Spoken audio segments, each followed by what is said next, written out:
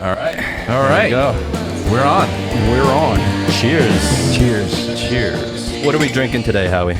Aberlour 12. Highland single malt Scotch whiskey, double cask, matured. 12 years. Is that how you actually pronounce the name, or were we just making that up? I'm making it up. Yeah.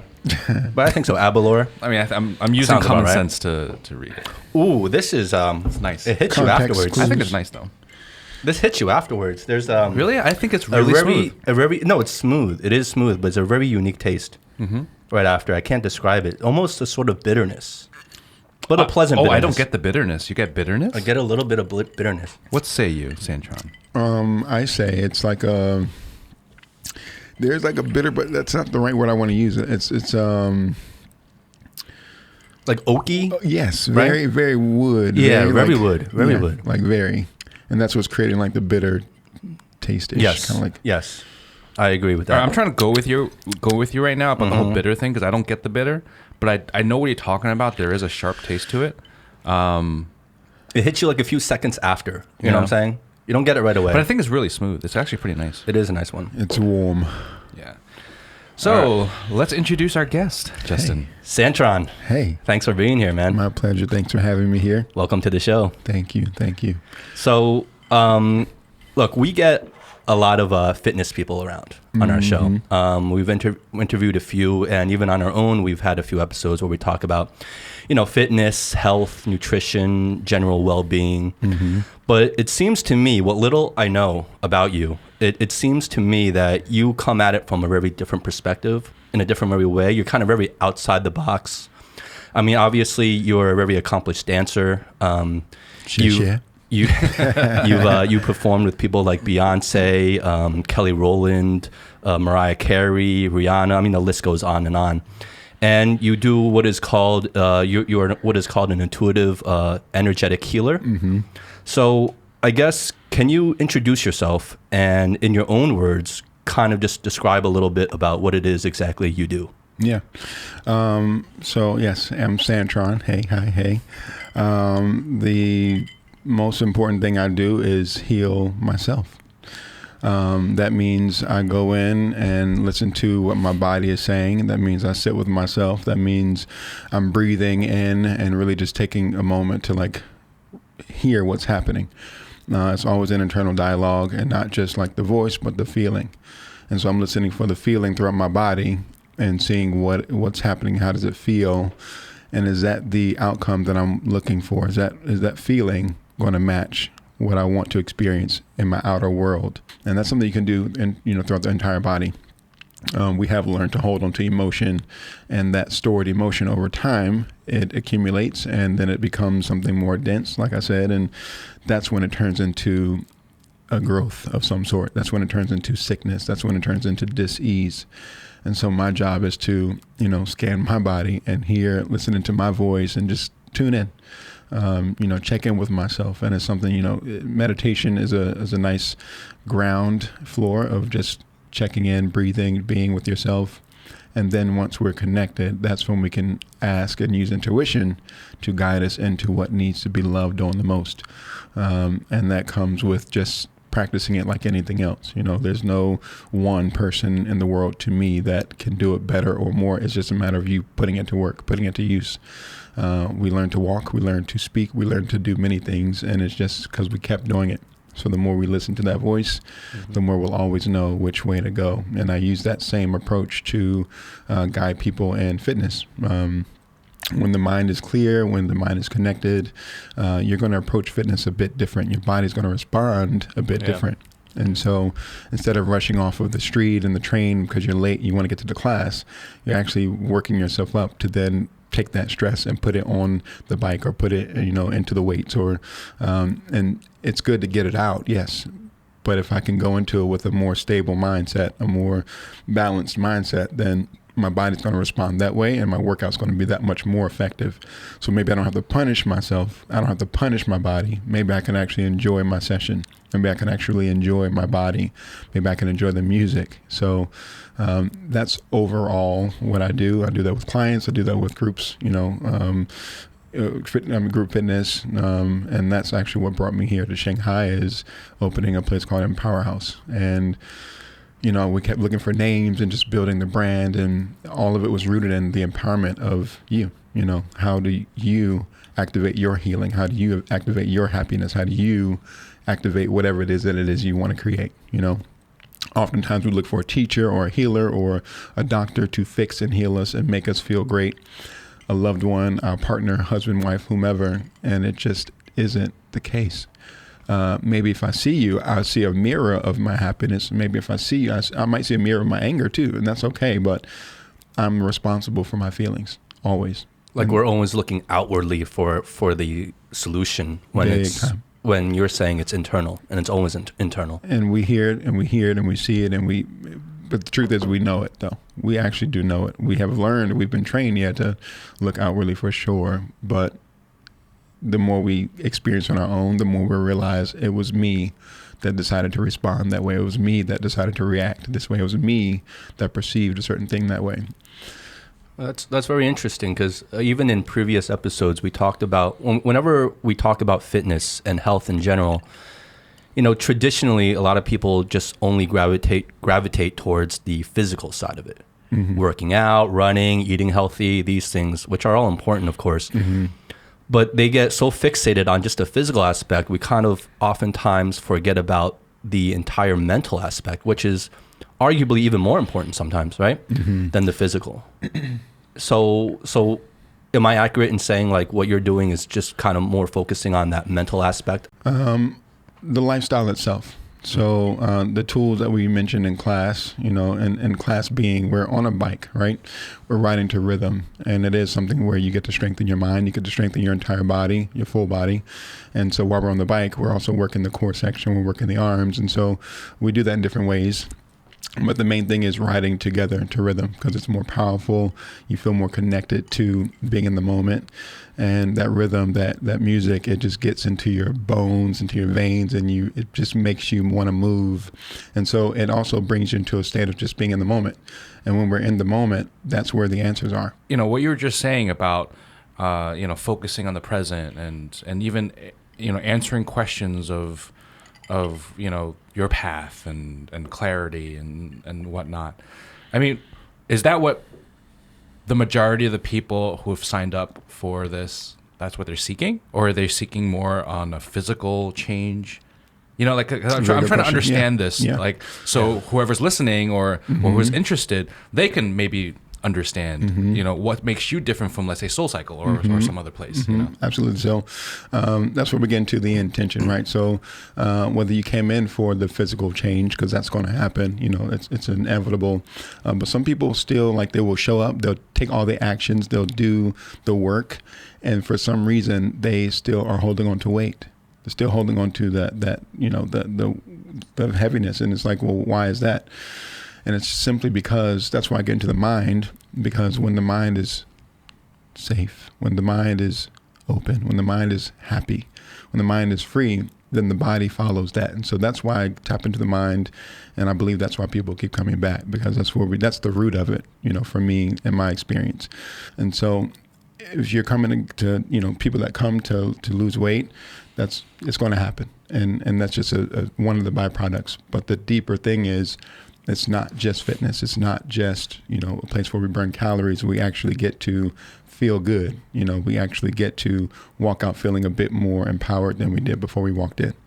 And so that's really the premise. And I think that's why people come back. Why people show up, again, that's up to everyone's own individual path. Lose weight, come with a friend. The person that they see on the stage is hot. Like, everyone has their own thing. What gets you in the door is, hey, whatever that is. And so we do pushes against resistance, we do sprints, and all of these things we might expect, in a normal sprint class. But the underlying thing, the difference is, I need to ask you what your reason for pushing is. What is your reason? Because I don't want you to do it just because I said it. I want you to know what's making you drive yourself forward. And once you know what that is, you won't need me or someone from the outside to tell you when to move. You won't need me or someone from the outside to tell you, good job, because you've already done that. And then that support, the right people show up beside you, and it just is a community of people who get stuff done and feel amazing about it. Is this, I almost feel like it might be something like a cycling version of guided meditation. Yeah, I was exactly about to say that. Like, you're coaching them through not only the physical workout of spinning and cycling, but you're kind of coaching them through meditative states, and it's on them to decide what state they want to go in. And that's it. Okay, That's pretty interesting. I think that's I can see the appeal of that. Because I've been in spin class before, and from my experience, it's pretty general. Like, you can do it, push it. You know, it's like it's really like, empty. you got this. Empty you got words, this. Empty Feel words. the burn. Yeah. But I think, and plus knowing you and knowing where you're coming from, if you were leading a class, I can definitely assume that it's not going to be so empty. It's definitely going to be a lot more. I'm sure what you're doing is allowing people to become even more introspective, and having that discovery through physical activity and community. That's a good way to put find it, yeah. your clarity, right? So, and obviously you need the shepherd to kind of guide you through this journey, right? And each class is just one leg of the journey. That's it. Right? I'm not trying to put words in your mouth. I'm just trying to like regurgitate what I'm getting, from this, and which I think is interesting because it's. I mean, for us, Justin mentioned it before. One topic that we tend to always go back on because we're all believers in it is mindset, and how to positively, change your life in a way, and that comes through mindset, and obviously there are some certain specific ways to do it that many people may share, whether it's building habits or whatever. But I think what you're doing with cycling is an interesting way to also utilize physical activity with that mindset, and combining it together. I think it's good. Thank you. And I'll share just really quickly why that's something that I wanted to do in terms of combining the mental aspect with the physical aspect. So, like, I was an answer. Am always. I'm always a mover. And for me, that was a form of communication and expression when I didn't know how to use my words. That was a time where my just vocal ability was shut down from trauma as a kid, abuse at home, and I wasn't allowed to speak my mind. I wasn't allowed to get it out verbally. So what does that mean? You were not allowed? Like you physically did not talk? I would not express how I felt because I was told to keep it to myself. Oh, okay. So you kept a lot of things to yourself. So you felt it was wrong to express how you felt? I did not feel like it was wrong, but I knew I would be in trouble if I. It was out of fear? Yes, it was out of fear. So I was fearful of being expressive. Got it. And that's something that I had to obviously, the thing about energy is it's going to express itself one way or the other. And so while I didn't express it verbally, I expressed it through movement. And so that became me dancing, that became me listening to music and feeling it and moving my body. So that was a language that I developed, and it is a language. Body language is a big one. And the more we tune into it, we hear a lot more than we do when we're speaking to each other. And so energy and motion, that emotion, me expressing, became louder, more powerful. And I would take a lot of meditation classes, and I would, experience some good things, and we would just sit still. And that's good because a lot of people are just so busy. So sometimes we need to sit still. But what I realize is the thing that moves energy, the thing that really gets us to shift, not just internally, but our experience here on the outside, is feeling something. And for me, if I know that my body holds memory, because it does, we're made of water and so many other things. And so science has already proven how, memory can be stored into water, and we are made of water. It's in the body. So emotions get stuck. Sometimes old things get stuck. And so we have to learn to get it out and express it and release it. And so that's why I wanted to move more into, how does movement and then mindfulness, how do they mesh into something that is powerful and effective and allow me to move through, what once was crippling for me. Can I ask you something? So I even want to take another step back. Yeah. What got you into meditation? Like, what got you even into it? I know you're saying you felt a little bit censored growing up. You didn't want to express yourself, but I mean, that's just, I mean, most people just live life like that, right? But what made you actually seek out ways to express yourself? Like, there's got to be a catalyst. Earlier, I talked about how, energy is going to express itself one way or the other. And for me, I didn't, and also mentioned how, we don't know how powerful we are until we have to use it. And so I can talk about, what happened as a kid and the trauma and the abuse and all the different things. And I can talk about, my mother passing away at a really young age. My younger brother with autism was 13. My sister was 11. And I was 22 at that time. And I was moving to New York, actually, from Washington, D.C. From Washington, D.C. To start my career in the arts.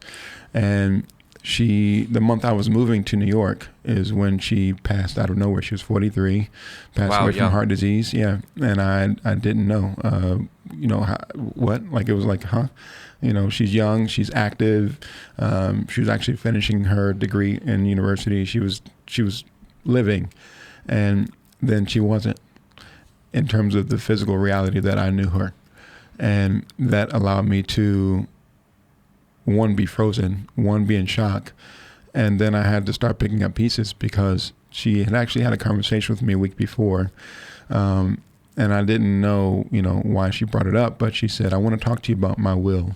And I want to tell you what I want when that time comes. And I say, okay, that's wonderful, but I don't really want to talk about those things right now. Yeah. And she says, well, we need to. And so while she didn't have the conversation with anyone else, I knew that now, hindsight, I know that she knew what was coming.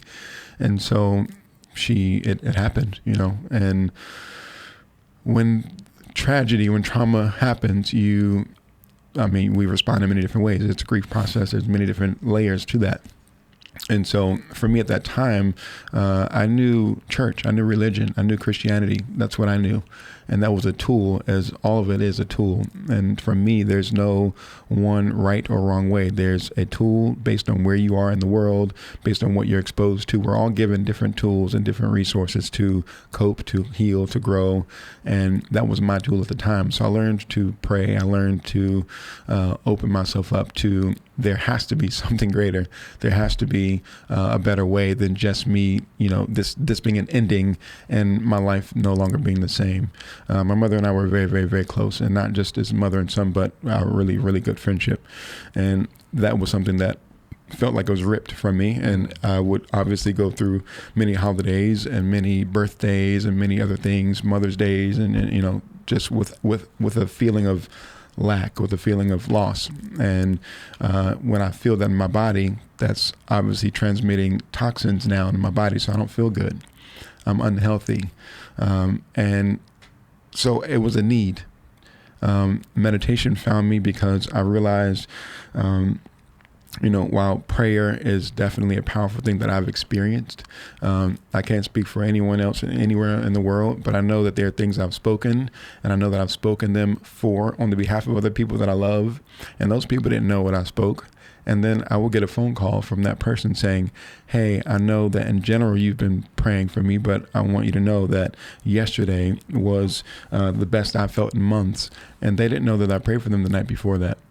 Could it be a coincidence? Sure, it could be, but I just have seen it too many times to know better than that. And for me, it wasn't just about the prayer, it was the intention, it was the feeling.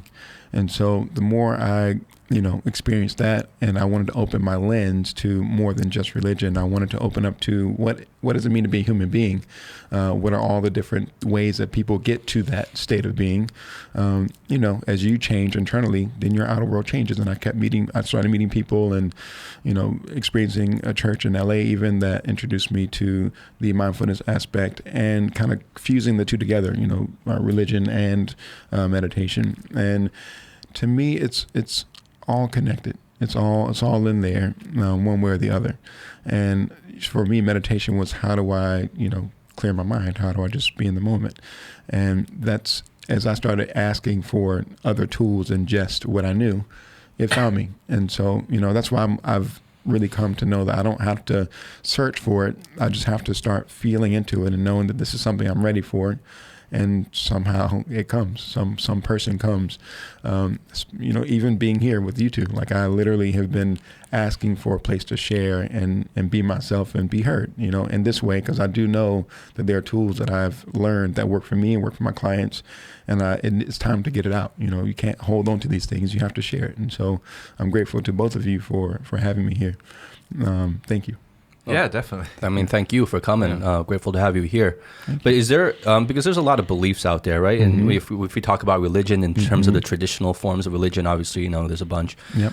Is there a name for this kind of belief that you have or what you practice? Everything you're talking about, is there a term for it? Or is there a name that it goes by? I mean, name, I don't think so. I think it's more of a...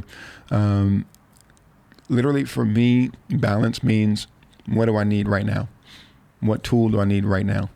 Because I thought balance meant I need to govern all these things at the same time, and I gotta like have my hands on everything at the same time and balance it out. And while in part maybe there's an essence of that, it's more of what do I need to focus on right now? What tool do I need right now? What's happening right now? And so I will pull from this, I'll pull from that, I'll pull from this. If it feels right internally and I know that it's making me feel, more empowered, it's helpful to me and then other people, then I know that it's something I want to use. So I don't really see it as just one thing. I think there are gifts in all of it. So you don't bind yourself to any particular religious belief or anything like that, right? No, and just I respect it because there was a tool that I needed for sure at a time, and I just feel like there's more because there's so many of us out here in the world, and I can't condemn any one group or another based on any of that stuff. So I feel like we all have a heartbeat. We all are connected together, and we're all connected to whatever it was that created us, however we want to see that. And the thing that binds us is that thing I'll call it love. But what I really want to call it is it's something that really a word you can't really describe it. It's more of a feeling. Mm-hmm. It's that thing that when I come here and I don't speak Mandarin, and I look at another person who doesn't speak English, we lock eyes and we are able to see each other and appreciate each other. And so it's that language that, no words can really describe. And that's what I like to listen to and connect with. And that's why I like movement. That's why I like dance. All of that music, all of that brings it out. Those are the languages that I like to listen to. And as long as for me, whatever people are practicing for me, as long as you're not feeling limited, as long as it's not inhibiting in any way, and you feel like you're open and you're accepted and you're appreciated, you're loved, and you're growing and you're contributing, then for me, then I high five it. And we're all where we are in life, and there's something to be learned in all of it. So, if you're in a certain space with religion, then use it. So question, I mean, how long has it been for you? Because you started off just like you said, you're healing yourself, listening to yourself. So how long has it been where you've been more outward with it, aiding other people, helping other people? How long has that been for? Funny. Well, the reason I'm thinking about that is because I've actually always been that way.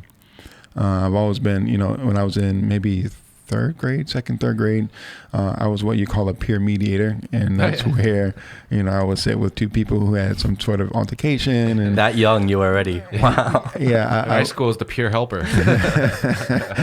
And I just wanted to help people, hear and understand, because usually it's just misunderstanding, miscommunication. And so I was always sitting at a table talking to someone. And actually, when I was in the fourth grade, I remember, you remember the DARE program? Sure. DARE. Yeah. What do they stand for again? Drugs, alcohol, right? Something. Yeah, drugs, alcohol. I remember those two, but the REs, I don't know. I forget. Someone tell us. I don't know. But we were supposed to write an essay, right? And I did not write my essay, and so everyone's handing their essay in that day, and I'm, oh shit, I need to write the essay. So I start writing it down, finish it, turn it in. And then I get a phone call at home, and they're saying, "Hey, we're looking for Santron, and we want to let you know that we selected the best essay in the school, and we selected yours." And I'm like, "What?" Because And so they said, "We want you to read it out loud, and if you don't want to, it's okay. We have another one we like, but we really like yours." What did the essay say? I don't remember, and I wish I still had it. I really wish I did, but I remember feeling like that's what I was supposed to do. I didn't feel afraid to stand on a podium and share at that time, and I felt like it was right for me to just stand and connect with people. And so I've always been someone who wanted to do that, but it was out of my own pain. It was a way that I took my pain and used it into something that was good and beyond me. And so for me, if my pain meant that I could help somebody, because I used to say this all the time, like I love people, and obviously people can annoy you too, but I genuinely do mean that. And people say, "What does that mean?" I love people, and so I want to do my best to be helpful in the ways that I can. And that was one way I coped with my own pain, and I saw other people getting to feel better. And so then I learned, I can't heal you. I can't make people happy, but I can certainly do that for myself and then share with you what I'm doing, and then hopefully encourage you to do the same thing. So you had this very strong purpose from a very early age. You kind of found that, I guess, calling or purpose? Yeah, I would say purposeful. It was purposeful, and it was life-saving for me. Because again, when we're in our own pain, when we're drowning in our own pain, it's something that it's heavy and you don't always see your way out of it. But because of love, because of my drive to be helpful, it drove me to stay in it, stay in the game, stay a bit longer, keep showing up, keep pushing, and that was something I discovered early on. Yeah. It's interesting too, because, throughout history and now even all over the world, there's a lot of spiritualities, religions that use dance, movement, song as part of their ritual, as part of their practice to connect to their higher power. Yeah. Right. So that's more of a common thing than most people may realize. Mm-hmm. Throughout history, throughout several different cultures, all over the world. Well, we also know that the character for music in Chinese is similar to the character for medicine. There's a commonality there, and I know in also ancient times they would use music to put over a certain body part and heal the body part, because the vibration would harmonize and help the body remember its original state. And so music is definitely healing. It makes you feel, it makes you cry, it makes you joyous, it makes you feel certain things when we're open to it. And so for me, music is definitely a key factor. That's why I do love to sing. That's why I do love to dance. That's why I do love instruments. And it is, for me, the most real and raw way to really connect and really just move through anything. I need that music. Music is magical like that. Yeah, it is. It's really crazy you say that, because I feel the same way. From a very young age, music, and Howie knows, it's like music to me was like my thing, like I don't know how to put it, but it was the only way that I could tap, not the only way, but it was the most effective way that I ever tapped into my raw emotions. Yep. And I'm not comparing my spirituality in terms of, all those things to you, but just from my perspective, like all the emotions, all the most intense emotions, whether positive or negative, were always to a soundtrack. Mm-hmm. You know what I'm saying? Like my life soundtrack. I do know what you're saying. Yeah, and it was always at the most intense points. There was always music in that equation. I'm raising my hand because I agree, literally. So I'm preaching to the choir here. Yeah, right? for real though. For real. Yeah. No, it's a real thing. I'm not bullshitting. It's like that's a real thing. Yeah. So when I was maybe 12 or so, actually no, I was much younger than I was, like 9 or something like that. And there was my mom would buy CDs, and we remember CDs, and we would listen to the CDs, and she had one from Mariah Carey, and there were some words in a lot of those songs, like Hero and Butterfly and Will You Be There and Always Be a Friend. Anyway, a lot of different songs that really, at that time, no one knew what I was internally feeling, but I was suicidal, and not as in I wanted to kill myself, but I definitely didn't want to live life like it was. And that music, those words, I would literally gush tears out because that was expressed. It was giving me like actual hope, and I had no idea that she'd be the last artist that I danced for. I had no idea I would become a dancer. I had no idea that I'd have that opportunity to tell her thank you in person because your music helped save my life. And it is a very, very real thing because children these days, especially now, are losing it. They're losing it as in they're committing suicide left and right. It's happening a lot. It's a huge problem. And it's a big one. And it's simply to me because they are so sensitive and gifted. They are so in tune with what's happening, and they don't really know that it's okay, and they don't have a lot of tools yet to process and cope. But the truth is, they know what's happening, and I really wish that our parents will look at children to learn from children, because children are the answer. Children have the answers, and so the more we listen to them and stop feeling like we have all the answers, I think that they will feel more like they belong. And that they don't have to leave, and that there's purpose in them being here because they are everything. Well, I think like social media also has a huge part to do with it too for a lot of these young kids growing up now. Like I can speak for Howie myself, but even you were kind of at the tail end. But we were the last generation to have witnessed the world pre-internet. Truly, yeah, we are. That's not hyperbole. That's fact. We are the last generation to have experienced, to have known a world pre-internet. Yep. So all these kids growing up now, all they know is this social media shit, right? And obviously social media has its benefits, but it also has huge consequences that I don't think we fully understand yet. Nope. Not enough data has come out, not enough research, not enough time. And the impact it has on a lot of these kids' psyche and like their kind of thoughts and their beliefs and the pressures that they have to grow up with socially. I mean, I can't really relate to that, but I can see how that can be incredibly damaging. I mean, I feel like what you just said, because we're older, it's like what we feel. I mean, how we feel with social media, if like sharing posts, getting likes and stuff like that, or seeing what other people are doing. I mean, multiply that times like 50. At least 50, maybe. I feel like we would have to multiply by 50. Because even us, we're like, we didn't get a lot of likes. Like, you know what I mean? Like, but it doesn't really ruin our day. But like for a kid who doesn't, like, that's all they know. Yeah. Like to them, that's the... And we're already mature enough where our social structure is kind of set, right? Like it's not going to change too much. But for a young kid in their adolescence, they're just building that, right? That's just being formed.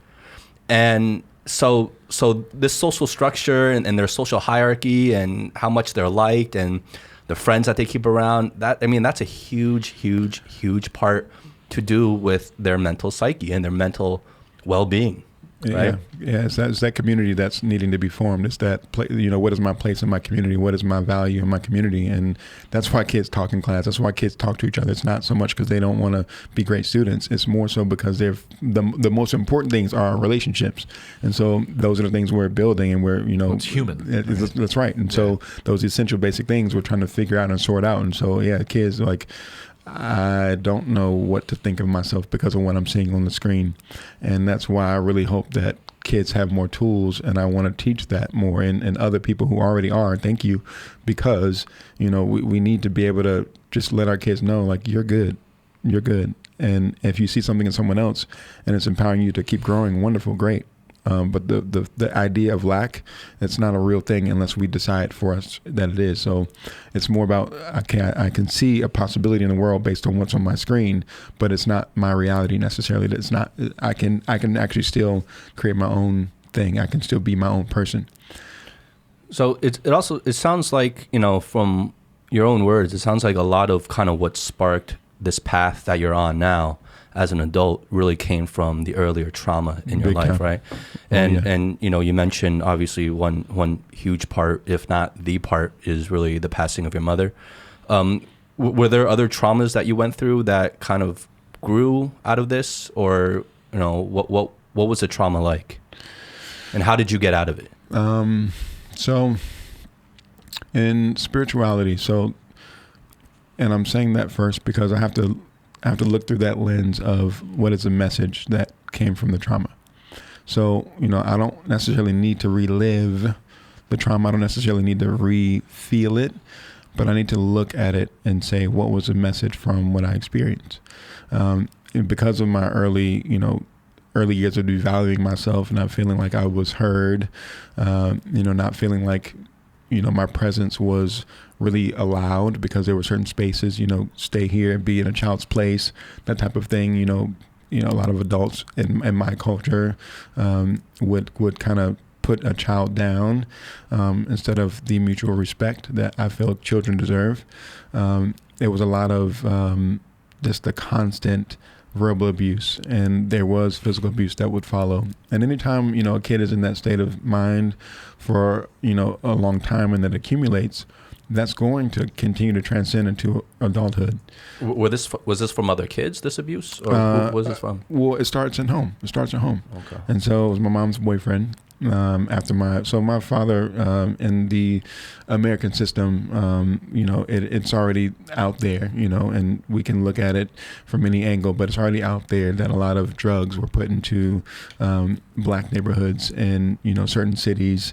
And what the crack epidemic did in the 80s was horrendous. And crack didn't just appear in these neighborhoods, and these people didn't just start, seeking these drugs to destroy their lives. It was done. And so just like people who try cigarettes, or people who try alcohol, or people who try different things, as humans, we try them, and that's already researched. One thing leads to another. Exactly. And so it was introduced, and it was experienced, and then people who were now these users of this drug are also the ones where the laws are cracking down now, because the war on drugs, right? And so the one's getting punished, so exactly. it's a double whammy, Right. So I'm going to put it in your hood, and then I'm going to punish you for using it, because that's what I really want. I want to utilize the 13th Amendment and create more slaves, because I can now take these incarcerated people and get free labor out of them. So that's what I'm going to do. So that's what kind of took place. And as a 3-year-old boy, my father, who was an incredible man, still with us today, awesome heart and brilliant mind, he was incarcerated now. And so from age 3 on, I'm without my actual biological father physically, although every birthday he would write me a letter. I get to speak with him on the phone, so he was still present. But my mother, she moved on, and she fortunately never badmouthed my dad. She always, shared love and talked about how incredible he is.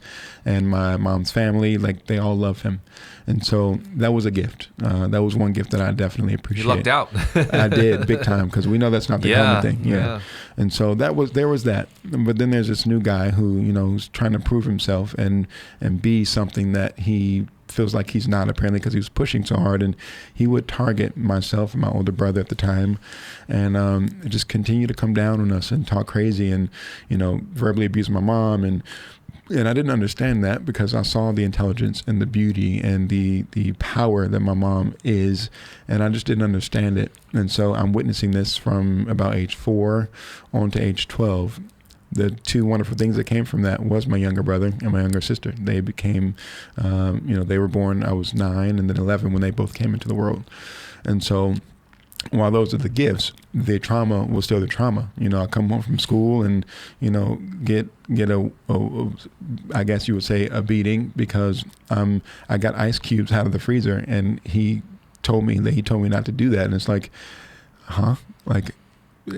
think about the basic thing that you're punishing someone for, the nonsense that it is. It didn't make any sense. And so that's when I started to question my own intelligence.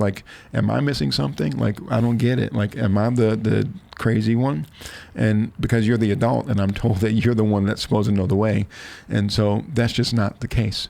There's another time my younger brother, who has, again, autism, he was diagnosed when he was about 3 years old. He wouldn't go to sleep at night, because that happens a lot with autistic children and people, period. And so he's now being, given a spanking for not going to bed. And so he would come up, because, my mom's boyfriend would come up into the living room and say, hey, go to bed, and, fussing at my brother. And then my mom would, she's tired too. And so she came up and did the same thing. And then his dad would come back up again and hit him. And I just asked them, would you want to go to sleep if you're being hit? Like, was that going to put you to sleep? And so I said, I got him. I got it. And so just witnessing things like that, being the one hit for simple to none reasons, not, getting punished whether I told the truth or a lie, it didn't matter. I was in the house with someone who wasn't stable. And so I was getting the lashing of that over and over and over again. That's where it started. But then that, obviously, again, I didn't know how to deal with it after he left. My older brother and I, we lost it. We were done. And so I was no longer a 12-year-old boy. My brother was no longer 17. We were beings who said, this won't happen to me anymore. And so while it didn't get physical, my energy, my mouth, my words, they came out. They were no longer hindered. And that shifted something. And my mom was finally standing up for us and for herself. And she got to witness it more again because my younger brother and sister were born. So she was pregnant at home more often. So she could see and witness what was happening.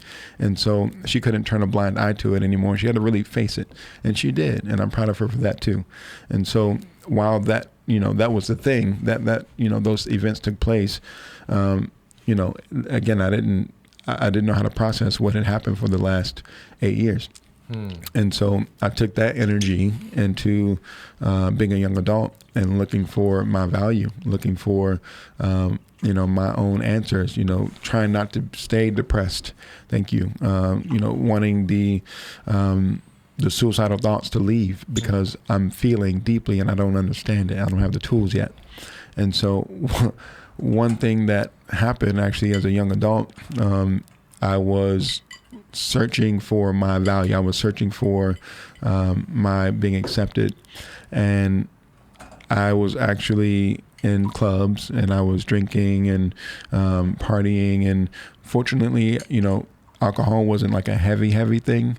And I didn't get into drugs because of my dad and because of the DARE program, because of me witnessing and saw what it did to my family. But I definitely used sex as something that would make me feel something that would make me feel valued, because to me that was one of the deepest expressions that I could feel. And to go further, I was also questioning, whether it was, what's wrong with me, what's, that shame that seeps in, not just because of the sex, but what I was attracted to.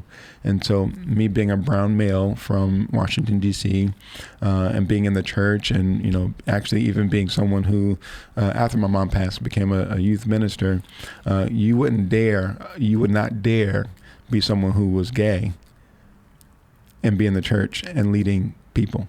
Mm-hmm. You wouldn't dare be someone like that because of what you are taught, because of what someone else tells you, because of what is written in a book. You wouldn't dare. But then there's the truth at the same time. There's a truth. And a lot of, in some spiritual practice, it's actually believed that it's an imbalance, people who are gay and who are not. And I said, well, then what would the value of me being a heterosexual male be and in society today? And I said, well, okay, maybe to be a father. Okay, I love children. I love to be a father. But then I said, well, if I were born a female, would it be the same thing? Okay, it's not about the actual part.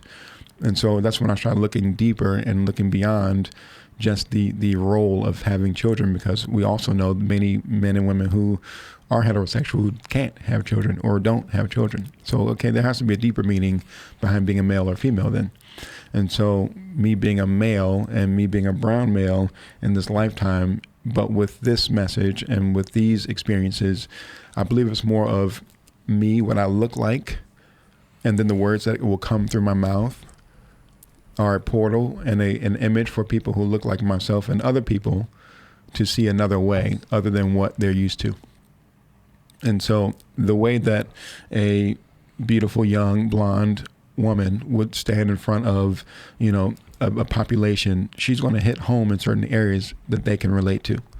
Someone like myself, I'm going to hit home in other areas that other people can relate to. So for me, I think it's not about, the actual sex. I think it's more about who am I today, what message is coming through this body in this lifetime, and then who is that going to impact based on who's in front of me. So we have all types of, things happening in America with racial tension, and that's nothing new, nothing at all. Yeah. And so but there are people who are, needing to speak up and are speaking up. And so, it's not always about the negative things and perceptions that a lot of cultures in the world have, absorbed based on what media has allowed to be put out into the world. It's more about what is happening and who are those young people and who are these men and women, gay or straight, whatever you want. Who are these people who are living, who have love in their hearts? Who are these people that have a message, and what is that message? And is it from love and truth and connection and for the betterment of everyone involved? And so for me, I feel like it's more of I'm just someone who looks like I look. I am who I am, and I'm just here to share a certain message. And as long as I'm open and allowing myself to be that person, it'll impact people beyond what I can ever fathom or think. And I believe in that because when I went to New Zealand to lead a dance workshop, and these are people who, I only knew them through one person. It was one person I was connected to in New Zealand. And as I share on that stage, it was 5,000 kids. It was a camp. It was an Easter camp, actually. And 5,000 kids in this place and lots of activities and just a really good environment. And I got to dance on stage, and then the pastor interviewed me after, and he says, tell them your story. And so I'm sharing and all that and letting them know what's important to me. And I get off stage, and this kid walks up and he says, hey, this is going to sound weird, but I want you to know that I came to this camp because I knew you were coming. And I'm like, well, no one knows me here, so how? And he says, we were studying social studies about 4 years ago, how black people in America were treated before and how they're treated now. And he says, I found this video that you were in, some dance video. I still don't know which one it was. I should probably ask. But he said, I saw this video, and he says, for me, that was the first time I felt like God spoke to me and said that if I can help him, then I can help you. And he said that because he said, church at the time was rejecting me and I wanted to kill myself. And he says, but when I saw you, something in me said, it's okay. And so I had to pause him to really hear what he's saying and really feel what he's saying. And of course, tears streamed down my eyes because he doesn't know my story. He didn't know that I experienced the exact same thing because I never shared that story with him or anyone on any platform that he could hear. And so my energy, my soul, my message, whatever we want to call it, spoke to this kid who decided now not to kill himself. So he was gay as well? Yeah. So at what age, how early did you know? I've always known. You've always known? Yeah, it was never a question. I tried, being with, girls and all that, did that. And, it was okay too, but just the connection of it, what I feel is a beautiful, intimate, and loving connection is just not the same as it is with the guy for me. And that's, for me, it's important to like what feels right for you. I can't speak to anyone else's experience, but I've been with women, and for me it was more just sex, and I don't want to just experience just that. There's more to it. And so and I've looked at, I questioned my relationship. Well, did I have a, deep resentment against women? Like, what was that about? But I have the utmost respect for my grandmother, my mom. My appreciation there is very strong. So I don't believe that that's the root. It just is what it is. And it's okay to, be what you are, whatever that is. And I don't really think anyone externally can tell anyone what they are. I think it's an inside job. And it's been here since the beginning of time. I feel like a lot of people feel like it was done, or, the whole thing about, well, your dad wasn't there, so maybe that was why. But I know too many people who have both dad and mom, loving, supportive, where they're also gay and very feminine even.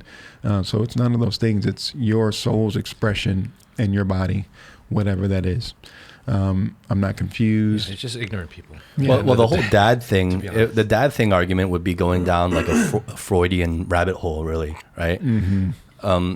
So, growing up where you did was that something? Was your sexuality something you had to hide at an early age, or Yeah. My stepdad would even. I was maybe 11 or so, and he would he said something that obviously I remember, but he said, that's why your mom thinks you're gay, like teasing me about it. Really? Oh, yeah. Oh, yeah. shit. Okay. And so I was like... So your mom knew? She knew for sure. Okay. And because you told her, or she just no, knew? mothers know. Okay. Mothers know. But, and you know, I think anyone who actually cares and loves their child knows and sees them. You know, we don't have to turn a blind eye to anything, because really it's not that we don't love our children. It's that we're so worried about what the hell someone else has to say.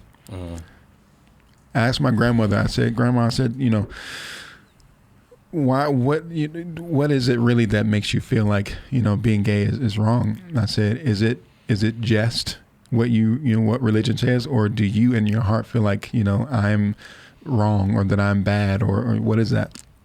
And she said, it's not religion. It's not, you know, it's not religion. And she said, well, it is, because I do love you. It's just what she was taught, which I understand. We're all taught something. Okay, great. But then there's always the truth. There's always what's in you. And love, for me, it exceeds all those different labels, constraints, limitations. It just is there. And so I'm either loving you for being who you are, or I'm hating you for being who you are. And I'm not hating you for being who you are. I'm hating me, really. I'm judging me. And so the more I can love on myself, that's why we get back to self, then the more I can accept and love you. Yeah, I think you're hitting on something that I've definitely mentioned in some way or another in a previous episode.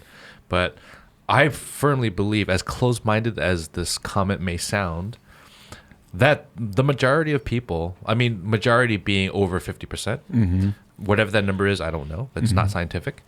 But the majority of people out there in the world are closed-minded and don't have the ability to question their own mindset.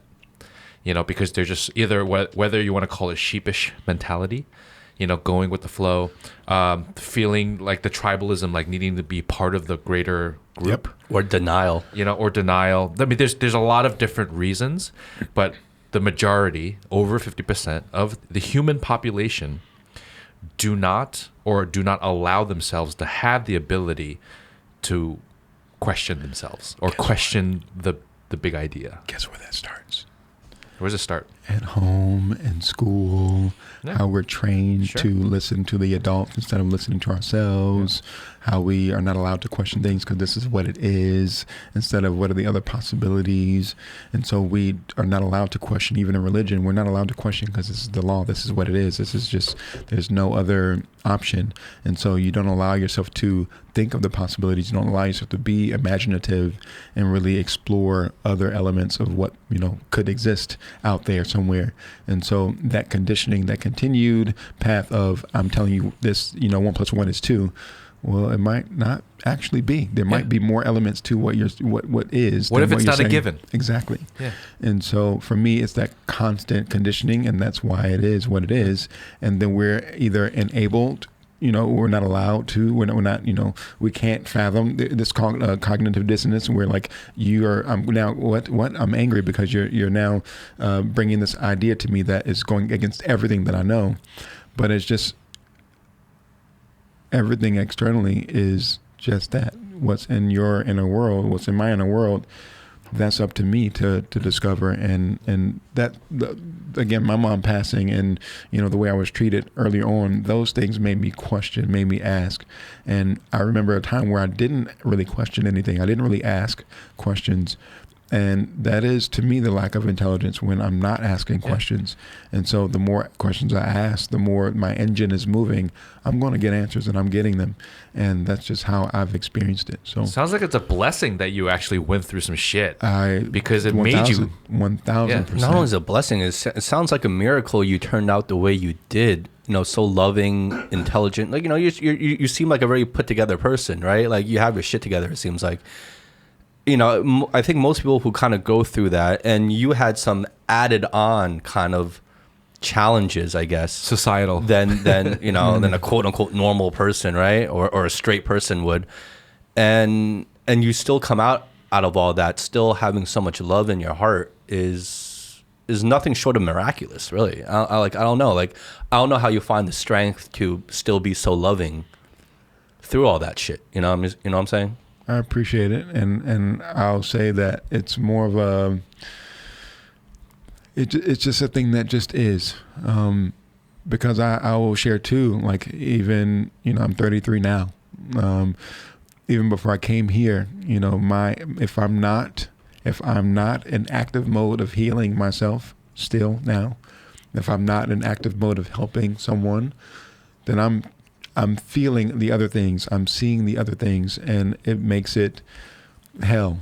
And so I have to put to use what has been and what is. I have to put it to use because there's so much. My mom, physically being here doesn't change. And so I can stay in the trauma of that. I can stay in the grief of that, or I can actively pursue being well. I can actively see it differently. It's a purposeful life. It has to be. So it really comes back to that whole, you have to empower yourself. No one else can really do this for you. No one else can take this path or take this journey for you. Nope. You have to find the strength internally within yourself to help yourself. And it does take work. It's work. And if you can't, then you're kind of screwed. But if you can, you're going to get out of this shit. And the beautiful thing is we all can because we're here. We're here. But so many people don't. You know what I'm saying? Just so because many people don't. They don't know they have the choice. Which goes back to what I'm saying of over the majority of the people, over 50% of the people are just stuck in their way, And I'm just going to use myself as an example. I feel like I've always been a bit more aware and a bit more cognizant of other people and reaction. Just like you like peer leadership. Mm-hmm. I was doing that as well. And, and I actually wanted to do some sort of something where it's like aiding other people back in the day. Yeah. Now, because of that, I feel like I always had a little bit of it, but it was not until about maybe, 7 years ago, I would say, that I started really changing, where I really made the effort to look deep inside myself and realize that, you know what, I ain't all good. You know what, I got to change. I am not perfect. I am not I used to always ride the potential road, the potential boat. Like I always got full of potential. No, I had no potential. I only have what I do. You know what I mean? And if I'm just going to live off potential, I'm going to go nowhere. You know what I mean? And so it's like changing that mindset of being like, I'm not good. I'm not good. I got to change. I got to be better. I can be better. That's where, it became like this really, what's the word? Empowering. It was really empowering. And I'm not saying I'm there yet. Just like you said, I think it's a lifelong journey. Always. Right. But then I also saw, because of that, I saw the people around me. And I started seeing, wait a minute, why can't you do that too? And it started getting pissing me off. Like whether it's without saying specific names, like family members. Yep. That's a natural. For example, I'm like, Jesus fucking Christ. Like, can you just empower yourself, please? Yeah. Or friends, like our circle. I mean, I'm sure everyone has it. Yeah. And it's almost like I'm sure you feel it. I want you to empower yourself. I want you to see that light. And the best way for me to do that is to be it. Yeah. And so that's my engine. That's my everything is because the work doesn't stop. And, me facing myself on the daily, it's a real thing. And that's why, I'm grateful for the platform to teach and share because I need it. And I like to show up authentic. And so that means I have to do the work. I can't just talk and say, good job, or keep going. That's bullshit. I need to be able to, what am I actually saying? You need to be about it. Yes. Yeah. And I love how you said, when Justin asked you about, give us a quick background of who you are. Immediately you just dived right in. It's not about you helping other people. You're helping yourself. Yes. And through that, you can affect other people. Well, it seems to me like the real click moment is really when you realize that you have to start overestimating other people and stop underestimating yourself. Yeah. Right? Exactly. I love that. That's a Well good said. one. Very well I like said. that one. Very well said. we live in this world, and I've experienced this in different degrees and in different facets of my life that I'm not going to get into now, but we live in this world where we think the world is built on the backs of these giants, right? And that they are things that we can't achieve, and that this world has structures and rules and guidelines that are built by these gods and these giants and these great men and women and these geniuses that we will just never be, and we just have to live in this world. And we just have to live by that rules and just go about our business, minding our own business. But the moment you realize, you're kind of like, you know, like Neo in the Matrix. Yeah. You know what I mean? Where you have more power than you think, and you have to start overestimating everything else around you, and realize that this world is built by people just like you and me. Yeah. You know? Yep. They're built just by normal people like you and me, and you are one of them. Yep. And you have the power to really affect change in the world and for yourself. Yep. And the moment you really believe that and realize that is a game changer. You know, even like, you know, to a lesser degree, like Steve Jobs even alluded to this in one of his like rare speeches that he gave, interviews that you can find online, really, that I've seen. He alludes to this. He alludes like the moment he realized that like he can do like real significant shit was when he realized like the world is built by people like no smarter than himself. You know what I'm saying? And he's like, well, if they can do it, I can do it. You know what I mean? Kind of mentality. And then that's all she wrote. And I'll say this too, me working with celebrities, as you mentioned earlier, right? So I'm around these people that kids and adults, we put them on a pedestal. We call them stars because stars you look up to and they're in the sky. But the reality is that light that's reflecting back we are made of light. We all are. If you break the science down, none of us are solid. Only we open us up. We're atoms, light. We're many Neil different deGrasse things. Tyson, man. We're all made of star stuff. Exactly. Yeah. So we shouldn't. I won't say what we should or should not do. I will say what we get to do is see our mirror images and see the brilliance in people and say, I can see that because that's me too. Oh, I can see that person's power and that person's confidence because that's in there somewhere. Even if I haven't identified myself as that before, it's in there. So yeah, just like, you know, a Beyonce. I was actually doing the MTV Awards with her in, I forget what year that was, 2012 or something like that, where she announced when she was pregnant for the first time, and that was a really cool show. And I remember this little girl who was there as a dancer doing the Britney Spears tribute, and she says, "Oh my God, you're dancing for Beyonce! Oh my God, I want to be just like her when I grow up." And I said, that's beautiful. And I said, and just don't limit yourself because you never know where you can go. You might get further. And just to say, you know, that is good to look and see something amazing because Beyonce has accomplished an incredible amount of things and still is. But you little girl, you're younger, which means you get to learn how to make it even better. You get to learn how to advance it and be more impactful and meaningful and you know, live a life that's more brilliant than what you have seen already. Well, just like Beyonce did, you know, before her predecessors. That's right. That's right. And so the Mariah Careys even that Beyonce respects and Tina Turner's. And so there's always someone in front of us helping us dive into what we already are, you know. And so that's where I say, yeah, there's no one greater or lesser. You know, that we are all able to do what we got to do, and as long as we know that, and which is harder to get to sometimes, you know, then we something just it shifts internally, and then ideas come, and then the right people come, and then just opportunities they just show up out of nowhere, quote unquote. But it's that internal belief that changes, and then my heart's going to now magnetically pulse that out into some environment that we call whatever we're walking around in, and then somehow some person or something happens, and it's something that, you know, it sounds like, okay, what does that mean? But it's as simple as I believe it and I see it for myself. I've visualized it. I've even written it down. I've even taken pictures out of a magazine and put it on a board just so it can help me, you know, clarify my thoughts. And now I can see it better, and now I can believe it better. And now I'm starting to get ideas and things are coming to me. And, you know, a commercial made me really, you know, feel, oh, I get it. I see it now. I see it more clearly as I see it, as I believe it, as I feel it. As I feel it, then the other stuff starts to happen. Then I'm starting to see it materialize, and now it's more of a reality. That's why I'm in Shanghai. That's where we're all here. And so we could be back in our comfort zone at home, but we're not. We're in a different land, and we're doing different things.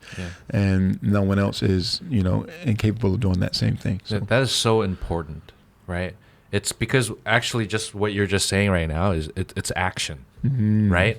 It's like, forget about the child that wants to be like Beyonce but feels like, oh, that's so far away. But forget about that, right? You take action. You just move forward towards what you want. That's it. Just take action.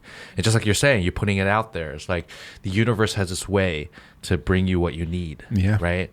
And always. And one school of thought that I have, I don't know if you agree, is you know, if there's something that you really want to do or be or achieve, you know, try to live it, like live it, believe it, Yeah.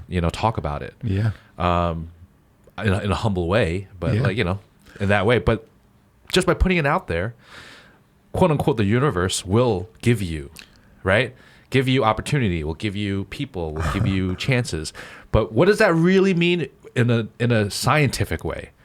Because that could be a little bit more spiritual, right? Mm-hmm. In a scientific way is you're getting awareness to people around you. So Yeah. they start hearing this, they start like, seeing this, and you're being more aware of it, and you're connecting dots, and they're connecting dots, and that's where opportunity comes. Mm-hmm. Mm-hmm. In a scientific way. Right? Yes, yeah, absolutely. So, prime example, in New York. I moved to New York in 2010 to pursue my dance career, and it didn't really come from much training. I always performed, but I didn't really have a strong dance background. I was 24 years old, and I was like, hey, I'm just going to go for it. And so I was looking for work, and I wanted to be, someone who knew about wine, so I could do fine dining and be a waiter in the restaurants. And that was my plan, right? But I realized, after 2 weeks of being there, a month of being there, I'm searching for work and I'm not finding it. I'm like, what the hell is that? Like, I've never had an issue getting a job before.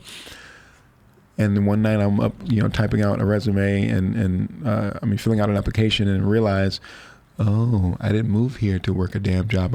Came here to dance. So let me just know that that's why I'm here. I let all that go. And literally about a week later, I hear about an audition. And I go to the audition. I get, a headshot from someone I knew, take great photos. And I go to this audition, and there are hundreds of people, hundreds. But none of that meant anything to me. I knew I was supposed to be there. I knew why I was there. And I knew while I didn't have all the experience, I had passion. I had a good look. I could move. And so I did my very best. And long story short, they cut it down to about 10 guys and a few women. And that was the Victoria's Secret fashion show. That was my very first real dance job. And that is the second highest rated thing seen on TV in America after the Super Bowl. So that was my first job. And that's where Beyonce's choreographer saw me, Frank Gatson, and said, the same magic I see in you right now, because I'm not just dancing again just to dance or just to work. I'm dancing because it's the thing that saved my life. And so my story from my mom and my sibling, my brother who went into depression and decided not to eat for 30 days and was about to be done, and all these different things that made me want to either live or die, I put that into my movement. And Frank Gatson said to me, he says, I worked with Michael Jackson for years, and I work with Beyonce now for years, and the same magic that they have, he says, you have that. And that's something I couldn't really hear and receive at the time. But now I'm understanding and I'm being who I am. I get what he's saying. And it's just a matter of you being authentically, you really connecting to all that is, and you really showing up the best way you know how, and using something so deeply rooted in your genes and your soul and your spirit, and you putting it out there for the world to live, help the world live, be. And so that's what I'm doing my best to do. And that's all I can do. And it is an inside job. It is for me. It is for me. And by me doing that for me, I am seeing how it's helping other people. And people who talk about selflessness, it does not exist, because every time we do something for someone else, we feel good. And that's okay. That's all right, because it should be a win-win. We get to help each other, and that's a beautiful thing. So we take action, we take action, we take action, and as long as we're feeling good and balanced and helpful and healthy, then go, do it. Do it. Well, for someone listening, you kind of give all these examples throughout your life where, these positive things have happened to you. But what about because undoubtedly, you're a human, you're a guy, you're living your life just like the rest of us. Yep. And of course, you're going to come across setbacks and things, that challenges and hurdles in your way that we all do, right? And just failures that we all experience. So, someone listening might be thinking you're giving examples of all these really positive things that have happened throughout your life, and these kind of milestones and these realizations you've had through these experiences. But how do you deal with, and what is your mindset when you hit these road bumps and when you hit setbacks and when you do fail? My mindset now versus then. Now. Yeah, now. So everything is energy. Everything is a vibration. Everything.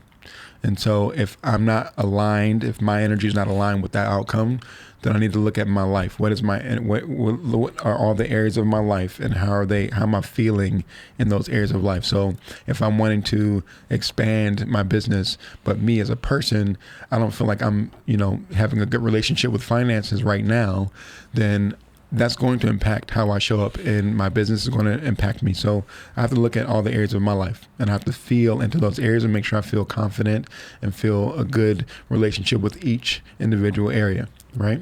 And so the way I look at it, there are 8 areas of life, and we, everyone has their own model and their own system, and we need to have our own system, whatever that is.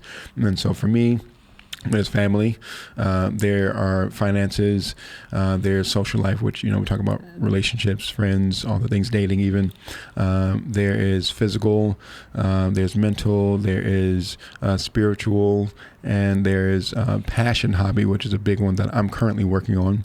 And then there's also your soul's purpose, that thing that gets you to drive, that thing that gets you to get up out of the bed every morning.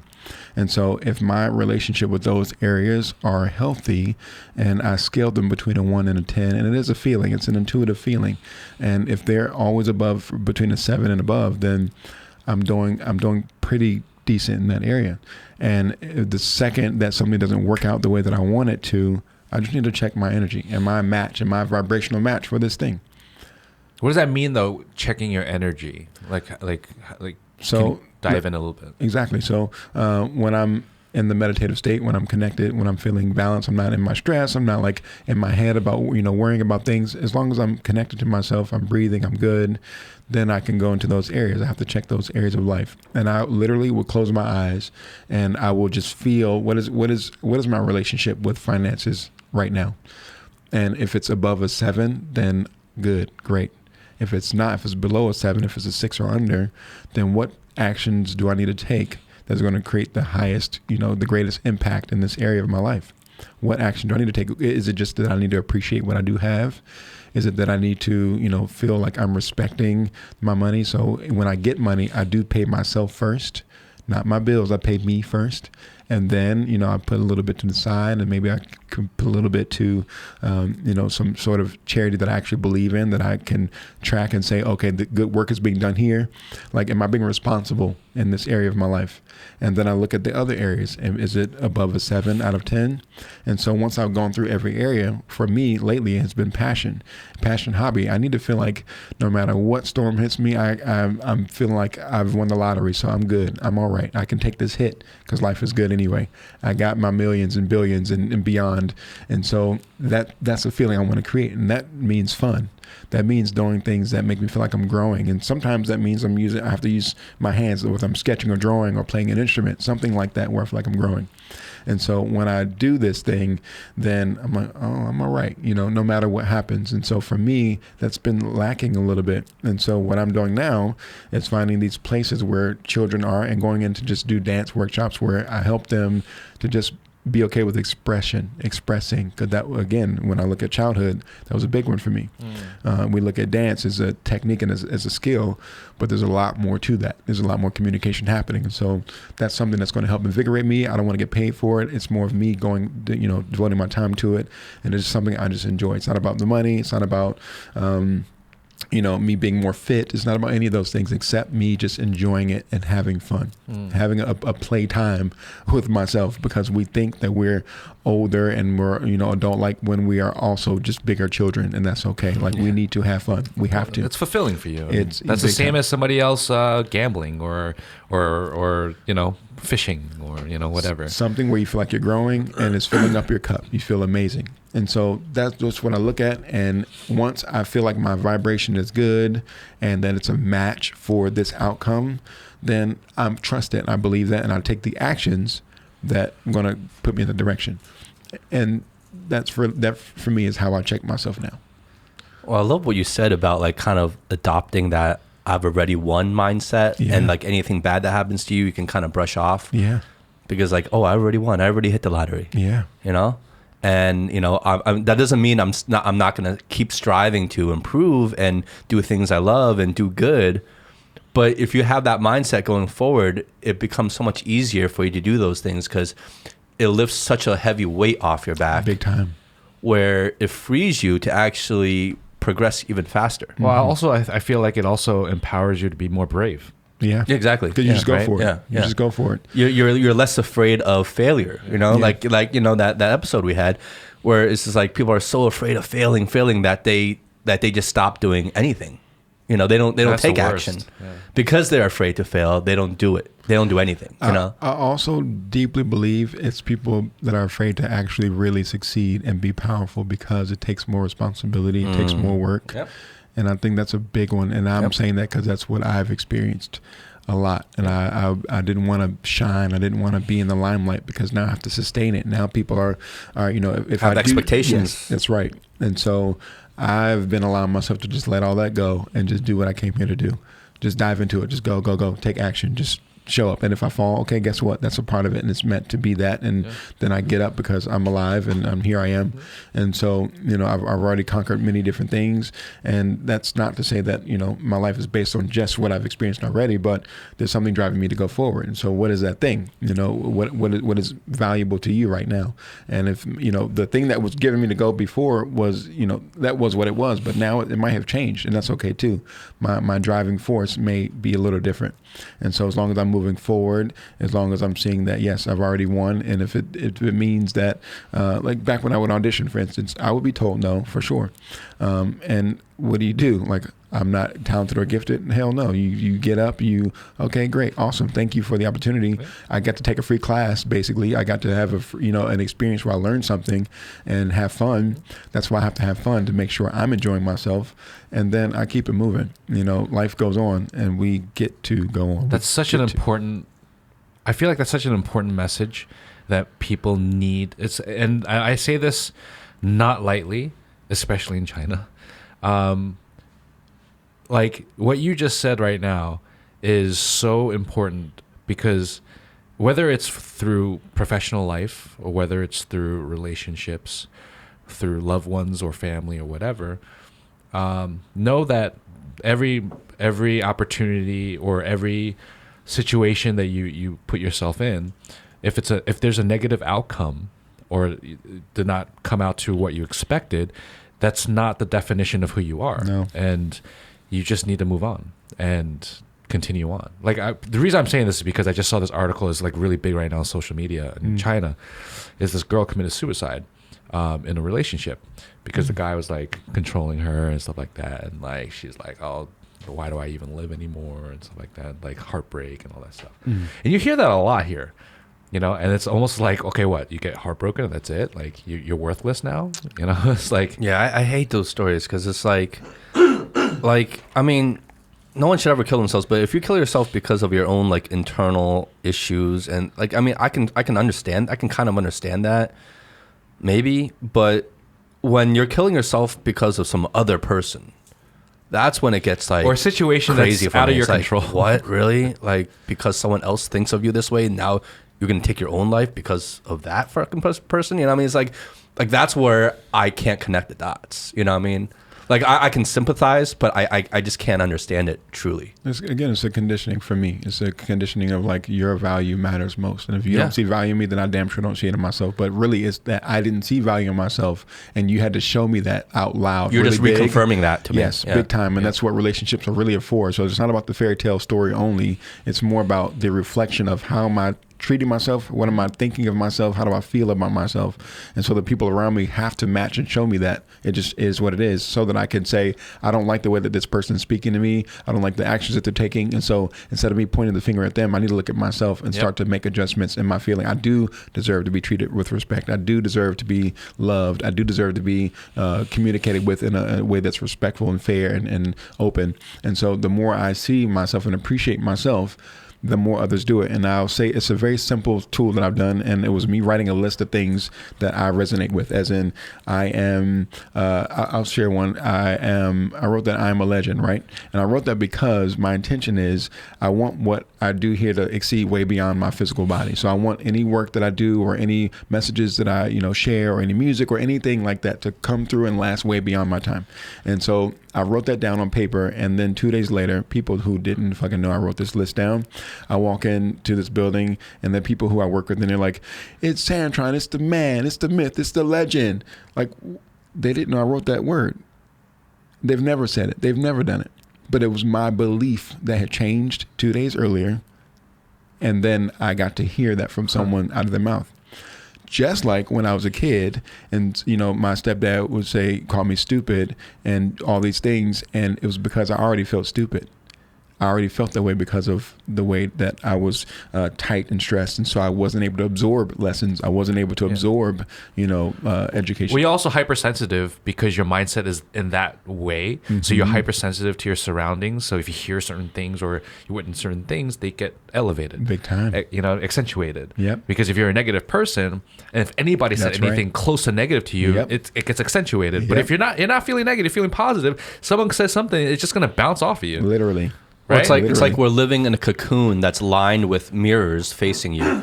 So whatever the outside world is giving out, you're reflecting back to yourself because you already feel that way. You know what I mean? They say that we don't see the world as it is; we see the world as we are. Exactly. Yeah. Mm-hmm.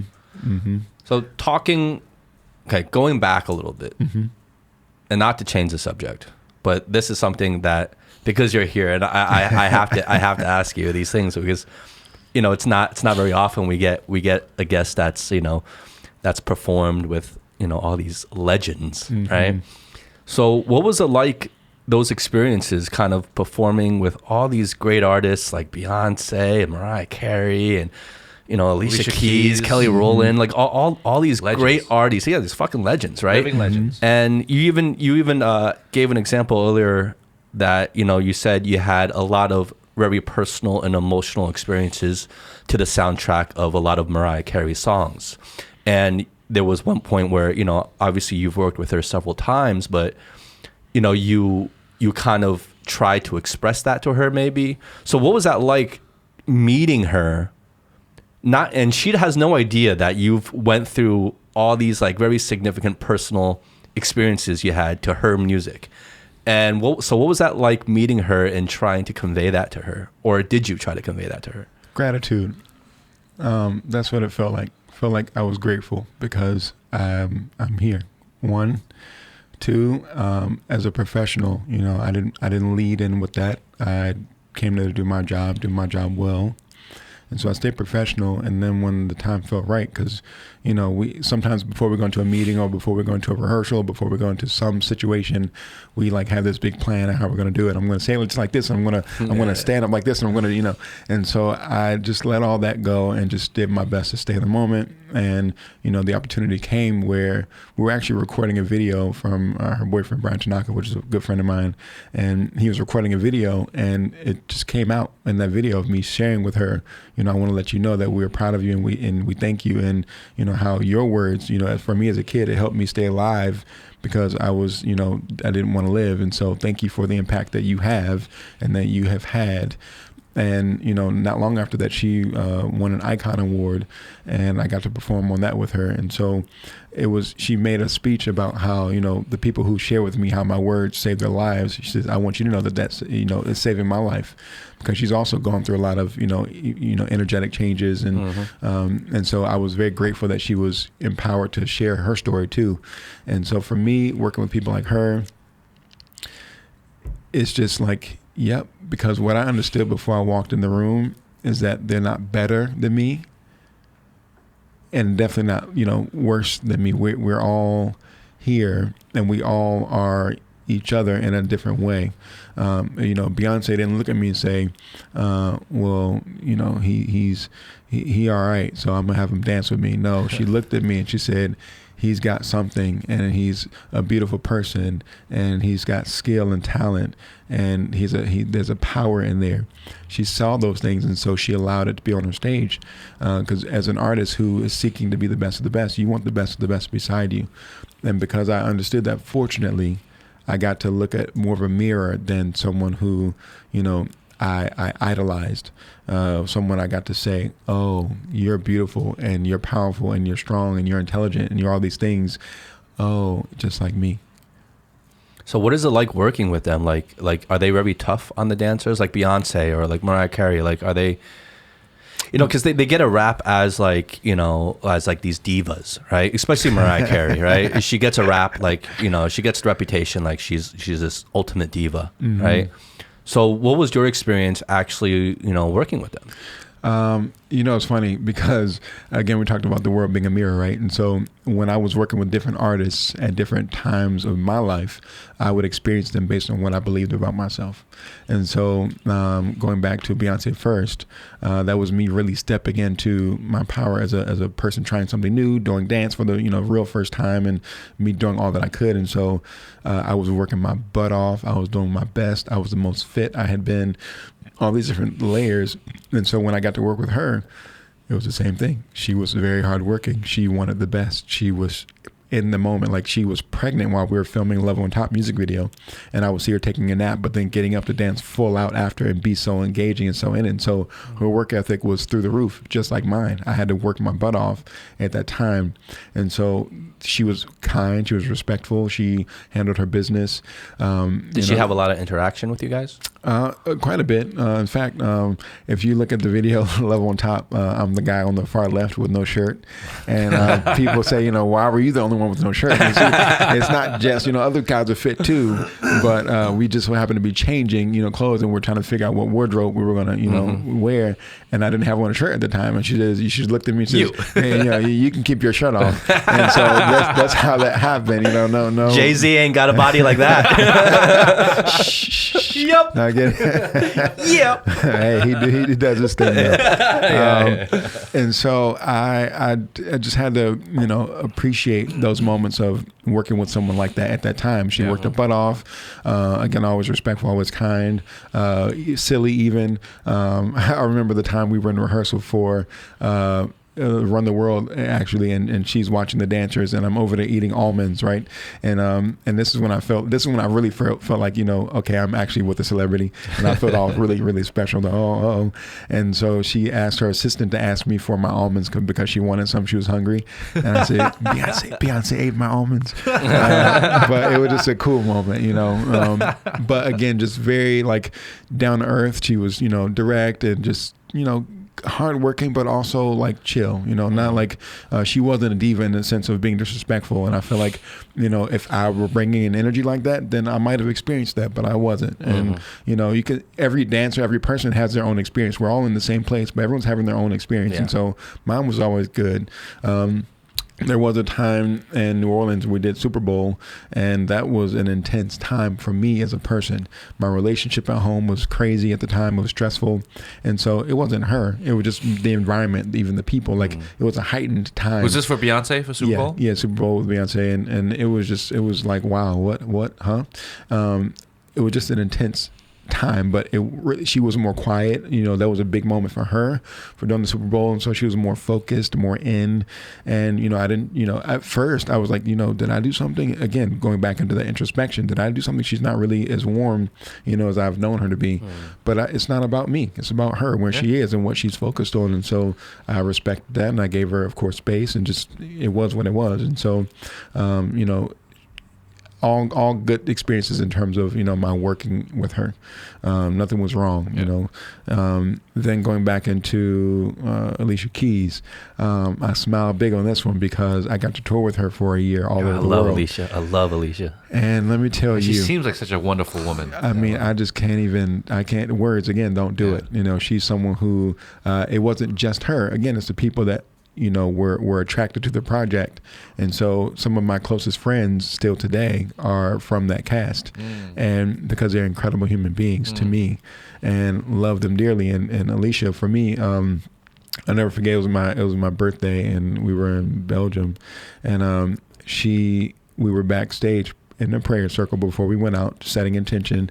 And she said to me, she did the normal thing, and at the end she said, I want to dedicate this show to Santron because, it's his birthday, and every corner you turn on, every street you walk down, you really light it up. And she was just someone like her, respecting and acknowledging someone like Alicia me. Keys said that to you. It meant everything to me. Yeah. It meant everything to me, and so it's important who you allow to speak words into your life, and what words you allow to sink in. And those words from that person I allowed to sink in because I knew that she meant it. I knew that it was real, and she's a gifted woman, and her soul just. She seems real spiritual. She is. She's really positive. She is, and very just in the journey, just really in it. And, is she really down to earth though? Because she comes across as really down to earth, but you never know with these she's celebrities. Down to earth, but she's also very. She keeps her space. She respects her space, and I respect that. Very down to earth, very very loving, very like, what's up? How you doing? She's very chill, and very professional, and very like about the work being done to the best way it can be. But her biggest thing on our tour, she says, she was talking to Jamel, our choreographer. She says, I don't care how talented they are. I don't care how skilled and gifted they are. Their energy has to be right. And I love that because she has a son, Egypt, which I adore that kid. And just that's her family. She's touring with her family, and not just her family, but her. Your vibe has to be right. Yeah. And so she made sure of that. And I love, again, everyone that was on that cast. And that didn't mean that we didn't have challenges, but in terms of interacting with her, it was always love. It was always just good. It was always just us getting to the meat, That is so important. And I just want to also emphasize, it's like that mentality of what Alicia Keys set.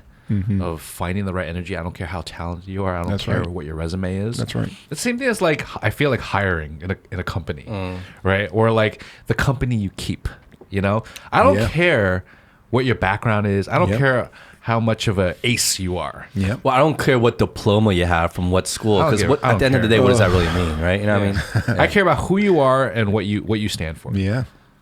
Because we on our deathbeds, we don't really remember what people said exactly. We don't always remember what people did either, but we do remember the way we feel. We do, and so the way you feel. Who's around me, and how does that make me feel? And so she was one that was really intentional, and I'm so grateful. Kelly Rowland is another one who I love. That lady, I love her. In fact, she's the first person that bought my first bike at SoulCycle in America, and because I told her that I was interested in becoming a cycling instructor, and a friend Mo of mine, he says, hey, I would take his class at Equinox, and he said, you should do SoulCycle. You should be an instructor at SoulCycle. And I was like, never heard of it, don't know what it means, whatever. I don't know what the hell you're talking about. Then I'm on, we're in Germany with Kelly Rowland. I'm scrolling through Instagram, and I see it, and I follow him. Okay, this is SoulCycle, cool, and allow me to think about it a little bit more. And so at dinner we're sitting, and I'm like, she's talking about how she loves SoulCycle and how she goes to SoulCycle. I'm like, okay. I thought about teaching there, and she says, I'm going to buy your first bike. And she kept her word. But beyond that, I'm going to backtrack a little bit. Touring with her, all over the place, all over the world, she was always down to earth, always supportive of our individual journeys outside of us dancing with her. People wanted to sing and record music. She put them in touch with the vocal coach. Like, she was that person who was very hands-on and very, very supportive and loving. And That's I love her. I love her. Like she was like giving it back. Truly giving it love. back. She gave, bonus money, one time. It wasn't expected for Christmas. But it wasn't about the amount. It was just the fact that she intended to gift and intended to make connection. And that was one way she, showed love. And we always ate dinners together, and it was a family affair. And I'll always respect her and appreciate her for that. And so that's great. Came back to her investing in me, being a cycling instructor. And here I am opening a spin studio in Shanghai now, one of my own.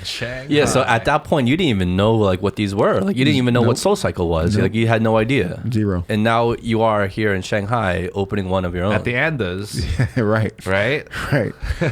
So to her, that's pretty great. Yeah, to her, to everyone involved, I said thank you. So working with artists again, it was more of like, what was my state of mind, my state of being, with these people, and that's what made the outcome so beautiful. Nicole Scherzinger, another one, just incredible down to earth. You eat off your plate, you eat off her plate. There's superhuman type of people who. Wait, who? Nicole Scherzinger from the Pussycat Dolls. Oh, shit. Okay, yeah, they came back together just now too, and just people who, again, people look at celebrities and their lives are on blast, and so that's where social media, like, I got to be this or I got to be that, but everyone is going through their own experience, and that could be everyone's going to have their level 10 in life of like, I can't take this shit. Everyone's going to have their moment of like, what? This is too much. Everyone's going to have that, and so every artist, every person, every doctor, every whomever is going to go through things. And so that's why we know that anyone and everyone doing something that we value or think is amazing, the giants, people creating these huge corporations, we can do it too. We are those same people. Yeah. And so we're all made out of the same stuff. literally. Let's go, literally. Let's go. Well, Santron, man, this was an amazing conversation. Thank you so much for coming. I'm so grateful to be here. Thank you. Cheers. Yeah, thank you for sharing those your perspective. I feel like, I'm going to speak for myself and maybe even for Justin. What you've shared today has basically expounded upon what we've always been thinking, and we've kind of dived in a little bit deeper from your perspective, and which has made us even more clear moving forward. And that's what we hope that the listeners also feel that way as well. And just going on with what Justin was saying is like, thank you so much for coming onto the show. Thank you for having me. And, we hope to have you back in the future. I will love it. Because you've only been in Shanghai for like not even half a year, right? Just about half a Yeah, year. we haven't even gotten into your experiences about what it's like to be in Shanghai. I want to talk about that. That's a different episode. That's another episode. Like I want to dive in next time about Shanghai life. I want to dive in, maybe how's it been going, since being here and stuff like that. But I think this is a great introduction to you and to your beliefs and to a great mindset. And thank you for sharing, bro. Thank you guys Cheers. for having me. Cheers. I'm Howie. I'm Justin. All right, guys. Thank you. Thank you. The rising sun will see.